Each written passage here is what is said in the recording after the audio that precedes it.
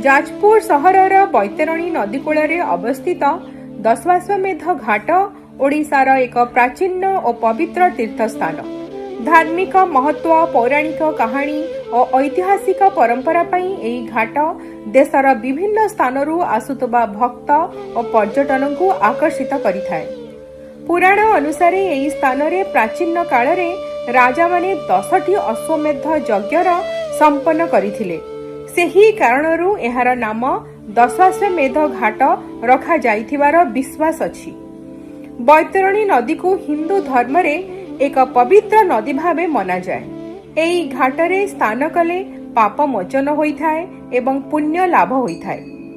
वर्ष सारा एठारे पिंडदान, तर्पण, श्राद्ध और विभिन्न धार्मिक कार्य संपन्न करा जाइथाय।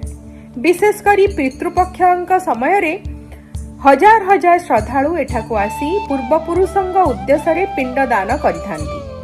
नदी कूलर शांत परिवेश, सूर्योदय, सूर्यास्त, मनोरम दृश्य पर्यटन मानू विशेष आकर्षित करिथाय। धार्मिक आस्था, पौराणिक ऐतिह्य एवं प्राकृतिक सौंदर्यर समन्वय दशाश्वमेध घाट जाजपुर जिल्लार एक अन्य पर्यटन स्थल भावे परिचित।